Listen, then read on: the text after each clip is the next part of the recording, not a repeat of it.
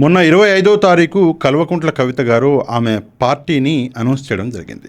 Party పేరు అనూహ్యంగా TRS అని చెప్పేసి ఆమె పెట్టడం జరిగింది. తెలంగాణ రాష్ట్ర సేన అని చెప్పేసి తన పార్టీ పేరుని ఆమె అనౌన్స్ చేశారు.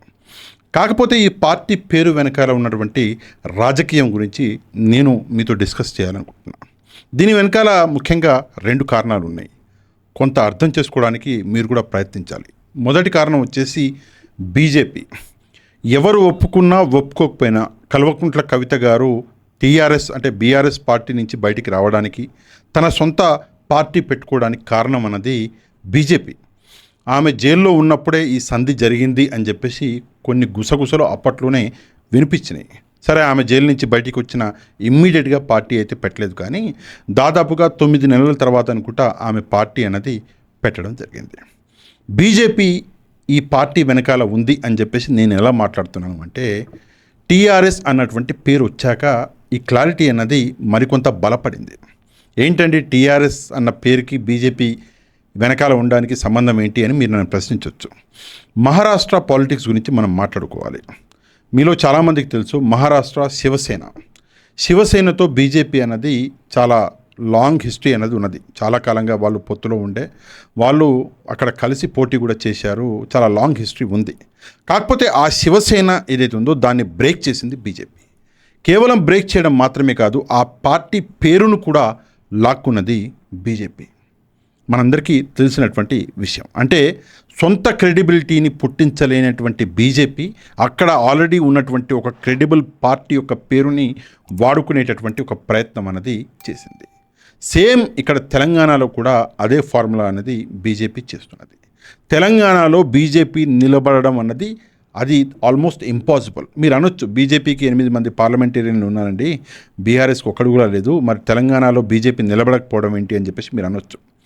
కేంద్రంలో బీజేపీ లేని మరుక్షణం తెలంగాణలో ఒక్కటంటే ఒక క్యాండిడేట్ కూడా ఉండడు. అందరూ కూడా ఇతర పార్టీలు చూసుకుంటారు. ఇది మొదటిసారి కాదు. ఇంతకుముందు కూడా 90 నుంచి 99 మధ్యలో మీరు హిస్టరీ చూసుకుంటే అప్పుడు కూడా పెద్ద మొత్తంలో బీజేపీ నాయకులు తెలంగాణలో ఉన్నారు. దాని తర్వాత బీజేపీ అనేది అధికారం కోల్పోయింది. దాని తర్వాత బీజేపీ నాయకులు మొత్తం వేరే పార్టీలకు వెళ్ళిపోయారు. అధికారంలో ఉండారు కాబట్టే బీజేపీలో ఉన్నారు.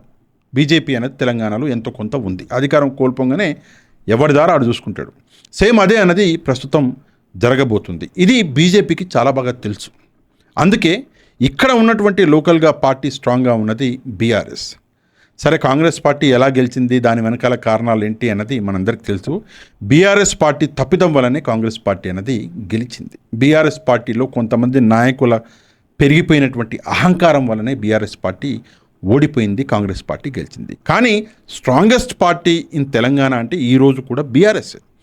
ఆ పార్టీని బ్రేక్ చేయాలి. మరి ఎలా చేయాలి?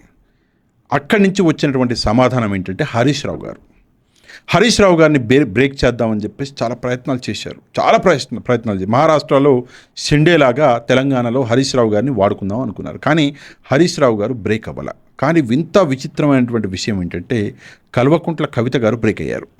సొంత రక్తం ఎవరిది? కేసీఆర్ గారిది సొంత రక్తం, కేటీఆర్ గారి సొంత రక్తం. కల్వకుంట్ల కవిత గారు బ్రేక్ అయ్యారు. దీనికి కారణం మనందరికీ తెలుసు, లిక్కర్ స్కాము, ఆమె జైలుకి వెళ్ళడము, జైలుని ఆమె సహించలేకపోవడము, దాని తర్వాత ఒక సంధి కుదరడం అన్నది. అంటే కొంతమంది గుసగుసలు ఆడుతున్నారు, దానికి సంబంధించి మన దగ్గర సాక్ష్యాలు ఏమీ లేవు. కానీ అల్టిమేట్గా ఏంటంటే తన కుటుంబంలో నుంచి ఒక క్యాండిడేట్ని తీసుకొచ్చి ఒక పార్టీ పెట్టించడం అన్నది బీజేపీకి ఒక గెలుపు అయితే, సొంత పార్టీ పేరు అంటే టీఆర్ఎస్ పేరుని ఇక్కడ కల్వకుంట్ల కవిత గారి పార్టీగా పెట్టడం అన్నది బీజేపీకి రెండో గెలుపు. టీఆర్ఎస్ అన్న పేరు తెలంగాణ రాష్ట్ర సమితి ఉండే తెలంగాణ రాష్ట్ర సేన అని టీఆర్ఎస్ అని చెప్పేసి అనౌన్స్ చేసుకున్నారు. నో డౌట్ దీని వెనకాల బీజేపీ అన్నది ఉన్నది. ఇది నేను మాట్లాడాలనుకున్నటువంటి మొదటి అంశం.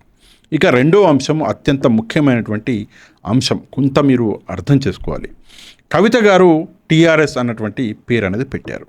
ఇక్కడ కవిత గారు ప్రజలందరికీ సమాధానం ఏం చెప్పాలి అంటే, మీరు అధికార కాంక్షతో ఈ పేరు పెట్టారా, అధికార కాంక్షతో మీ పార్టీని పెట్టారా, లేదంటే ప్రజలకు ఏదన్నా మంచి చేద్దామని చెప్పేసి మీ పార్టీని పెట్టారా? దయచేసి కవిత గారు ఒకసారి సమాధానం చెప్పాలి. ఎందుకంటే ప్రజలకి మంచి చేద్దాం, తెలంగాణకి మంచి చేద్దాం అన్నటువంటి ఒక ఆలోచన ఉంటే మీరు ఈ టీఆర్ఎస్ అన్నటువంటి ఒక గేమ్ ఆడరు. మీరు కాన్ఫిడెంట్గా ఉంటే నేను ప్రజలకు మంచి చేస్తాను, నన్ను ప్రజలు నమ్ముతారు అని మీరు అనుకుంటే ఏదన్నా మీరు పార్టీ పేరు పెట్టుకోవచ్చు. జేఆర్ఎస్ అని పెట్టుకోవచ్చు, కేఆర్ఎస్ అని పెట్టుకోవచ్చు, సిఆర్ఎస్ అని పెట్టుకోవచ్చు. టీఆర్ఎస్ అనే మీరు పెట్టారు అంటే మీరు కాపీ చేసేటటువంటి ఒక ప్రయత్నం అనేది చేస్తున్నారు. మీ దగ్గర సొంతంగా నిలబడే ధైర్యం దమ్ము లేదు, అందుకే మీరు ఈ పేరుని కాపీ చేశారు అని చెప్పి ఒక ఆలోచన అనేది, ఒక అనాలిసిస్ అనేది జరుగుతున్నది ప్రస్తుతం తెలంగాణలో. ఇది చాలా ముఖ్యమైనటువంటి అనాలిసిస్. సొంతంగా ఒక పార్టీ పెట్టి ఆ పార్టీ కోసం కష్టపడి ఆ పార్టీని పవర్లోకి తీసుకొచ్చేటటువంటి ధైర్యం అన్నది, దమ్ము అన్నది కవిత గారి దగ్గర లేదు. కాబట్టి ఆమె పక్కవాడి పేరుని చోరీ చేసి తీసుకొచ్చేటటువంటి ఒక ప్రయత్నం అనేది చేస్తున్నారు అన్నటువంటి ఈ ఆలోచన అన్నది నిజంగా చాలా స్ట్రాంగ్ ఆలోచన. ఇందులో తప్పేం లేదు. మీరు పార్టీ పెట్టాలంటే పెట్టుకోవచ్చు, తప్పకుండా అందరూ ఆదరిస్తారు. కొత్త పార్టీలు రావాలి, కొత్త రక్తం రావాలి, ప్రజలకు మంచి జరగాలి. కానీ పక్కవాడి పేరుని మీరు దొంగలించే ప్రయత్నం చేస్తున్నారంటే పక్కవాడి క్రెడిబిలిటీ మీద మీరు ఆధారపడుతున్నారు. ఎందుకంటే మీ సొంత ఆధారం లేదు అని చెప్పేసి ఇక్కడ ఒక అనాలిసిస్ అన్నది మనందరికి కనిపిస్తున్నది. కవిత గారు మొన్న మాట్లాడినటువంటి మాటలు విన్నాక, అంటే కేసీఆర్ గారిని ఉద్దేశించి చాలా మాట్లాడారు. ఆ మాటలు విన్నాక నిజంగా ఆమె అమాయకత్వాన్ని చూసి నవ్వొచ్చింది. ప్రజా సమస్యల మీద మీరు మాట్లాడండి, తప్పలేదు. కానీ కేసీఆర్ అనే వ్యక్తి గురించి మీరు మాట్లాడుతున్నారు అంటే నిజంగా సరే, తండ్రి ఆ గౌరవం మీకు ఎలాగో లేదు, మీరు పక్కన పెట్టేశారు. కేసీఆర్ యాజ్ అన్ ఇండివిజువల్ నాయకుడిగా ఆయన అచీవ్మెంట్లు ఏంటో ప్రజలందరికీ తెలుసు, తెలంగాణ మొత్తానికి తెలుసు. అవన్నీ మర్చిపోయి ఈరోజు కేసీఆర్ గారిని దూషించే ప్రయత్నం చేస్తున్నారు. కానీ ఇక్కడ కూడా కవిత గారు ఒక రాజకీయం చేశారు. పాత కేసీఆర్, కొత్త కేసీఆర్ అని చెప్పేసి. ఇది నిజంగా చాలా అంటే చాలా ఆలోచన కావాలి దీన్ని అర్థం చేసుకోవడానికి. పాత కేసీఆర్ అంటే కేసీఆర్ చరిత్రని ఆమె ఎక్కడా డ్యామేజ్ చేయట్లేదు. పాత కేసీఆర్ చాలా మంచి చరిత్ర గల వ్యక్తి, చాలా మంచి వ్యక్తి అని చెప్పుకుంటూనే కొత్త కేసీఆర్ అని చెప్పేసి కొత్తగా ఇంకో కేసీఆర్ని పుట్టించింది. ఆమె పుట్టించి కొత్త కేసీఆర్ని దూషించేటటువంటి ప్రయత్నం చేస్తుంది. అంటే పాత కొత్త కేసీఆర్ అని చెప్పేసి డైవర్ట్ చేసి ఒకవైపు నుంచి దూషించుకుంటూనే మరొక వైపు నుంచి పొగిడేటటువంటి ప్రయత్నం చేస్తుంది. ఎందుకంటే కేసీఆర్ని డైరెక్ట్గా దూషిస్తే ప్రజలు ఊరుకోరు, వచ్చే ఓట్లు కూడా పడవు. అందుకే ఆమె ఈ గేమ్ అన్నది ప్లే చేస్తుంది. ఇంత స్ట్రాంగ్ గేమ్ అన్నది కవిత గారి తాహతకి కొంత మించినటువంటి గేమ్. వెనకాల ఎవరో ఉంటే తప్ప ఆమె సొంతంగా ఈ ఆలోచన అన్నది చేయలేదు. ఇందులో ఎట్లాంటి సందేహం లేదు. ఒక మనిషికి వచ్చే ఆలోచన కాదు, వెనకాల ఒక పెద్ద వ్యవస్థ ఉండాలి. ఆ వ్యవస్థ ఎవరు అంటే బీజేపీ. ఈరోజు ఆ వ్యవస్థ చేతిలో ఒక తోలుబొమ్మ అయిపోయింది కవిత గారు అని చెప్పేసి కొన్ని గుసగుసలు వినిపిస్తుంది. సరే, బీజేపీ నాయకులు, తెలంగాణలో ఉన్నటువంటి నాయకులు కవిత గారిని దూషించినట్టు నటిస్తున్నారు, కవిత గారు బీజేపీని దూషించినట్టు నటిస్తున్నారు. కానీ అక్కడ లోపల చూసుకుంటే మాత్రం వీళ్ళందరూ ఒకలే.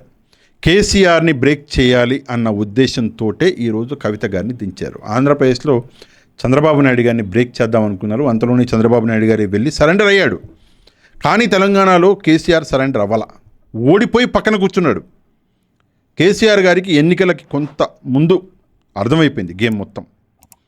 దాని తర్వాత పార్లమెంట్ ఎన్నికలు జరిగినాయి. పార్లమెంట్ ఎన్నికల్లో ఒక్క సీటు కూడా రాదు అని చెప్పేసి కేసీఆర్ గారికి తెలుసు. కూతురి కోసం త్యాగం చేసిండు. ఓడిపోయి పక్కన కూర్చున్నాడు, కానీ ఎక్కడా కూడా తలదించలేదు, బీజేపీకి లొంగలేదు. ఇది కేసీఆర్. కానీ ఆయన సొంత రక్తమే ఈరోజు బీజేపీకి లొంగిపోయింది. ఇంతకన్నా దౌర్భాగ్యం అన్నది ఉండదు. హరీష్ రావు గారిని దూషిస్తున్నారు, మిగతా పార్టీలో ఉన్నటువంటి మరికొంతమంది నాయకుల్ని దూషిస్తున్నారు, కేటీఆర్ గారిని దూషిస్తున్నారు, కేసీఆర్ గారిని కూడా ఇప్పుడు దూషిస్తున్నారు. అంటే ఏ లెవెల్కి కవిత గారు దిగజారిపోయి రాజకీయాలు చేస్తున్నారో ఎంతో కొంత మనకి ఒక క్లారిటీ అనేది వస్తున్నది. నిజంగా రాజకీయాలు చేయాలి అనుకుంటే కవిత గారు ఒక ఇండిపెండెంట్గా తన సొంత పార్టీ పేరు మీద వచ్చి ఒక క్రెడిబిలిటీని మీరు సంపాదించుకొని ప్రజల మధ్యలో ఒక పేరును సంపాదించుకొని ఎన్నికలకు వెళ్ళవలసింది. అందరూ ఆశీర్వదించేవారు. కవిత గారు ఒక మాట అన్నారు, నేను తల్లిని అవ్వాలనుకుంటున్నా తెలంగాణ ప్రజలందరికీ అన్నారు. తప్పకుండా మీరు తల్లి అయి ఉండేవారు, తప్పకుండా ప్రజలందరూ మిమ్మల్ని తల్లిలాగా గౌరవించుకునేవారు, అందులో తప్పేం లేదు. కానీ మీరు ఆడినటువంటి ఈ గేమ్ ఏదైతే ఉందో సొంతంగా మీకు మీరే గోల్ వేసుకున్నారు, పార్టీ పేరును దొంగలించి. ఇంతకన్నా దౌర్భాగ్యం మరొకటి ఉండదు. ఇక్కడ మీ కాన్ఫిడెన్స్ లెవెల్స్ ఏంటో ప్రజలకు అర్థమైనాయి. అంటే టీఆర్ఎస్ పార్టీ పేరు లేకుంటే కవిత గారు ఏం చేయలేరు. కవిత గారు రాజకీయాల్లో ఉండాలంటే టీఆర్ఎస్ పార్టీ పేరు ఉండాలి. అంటే అదే కేసీఆర్ భిక్ష అన్నది ఉండాలి, లేకపోతే కవిత గారు గెలవడం అన్నది అసాధ్యం అని చెప్పేసి చాలామంది ఈరోజు గుసగుసలాడుతున్నారు. ఏది ఏమైనప్పటికీ కూడా టీఆర్ఎస్ అన్న పేరుని ఎలక్షన్ కమిషన్ అన్నది అలౌ చేయదు అని నేను అనుకుంటున్నా. అంటే నేను కూడా చట్టం చదివిన వాడిగా నేను అనుకుంటున్నా. చూద్దాం, బీజేపీ అన్నది ఉన్నది వాళ్ళ వెనకాల. పేరుని అలౌ చేయకపోవడం ఏంటి? అక్కడ మహారాష్ట్రలో శివసేన పేరుని అలౌ చేశారు, మరి ఇక్కడ చేస్తారా చేయరా అది చూద్దాం, వేచి ఉందాం. ఏది ఏమైనప్పటికీ కూడా కవిత గారు కొత్త పార్టీతో వచ్చారు. తెలంగాణలో కొత్త పార్టీ అవసరం అన్నది, ఒక వ్యాక్యూమ్ అన్నది ఉన్నది.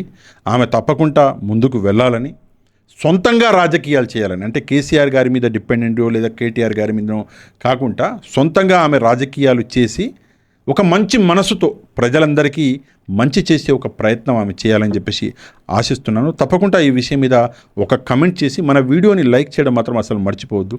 చాలా రోజుల తర్వాత మళ్ళీ ఛానల్లో వీడియోలు పెడుతున్నా కాబట్టి తప్పకుండా లైక్ చేయండి. అండ్ మన ఛానల్ని సబ్స్క్రైబ్ చేసుకునే వాళ్ళు ఛానల్ని కూడా సబ్స్క్రైబ్ చేసుకోండి. నెక్స్ట్ వీడియోలో మళ్ళీ కలుద్దాం. అంతవరకు థ్యాంక్ యూ వెరీ మచ్. జై హింద్.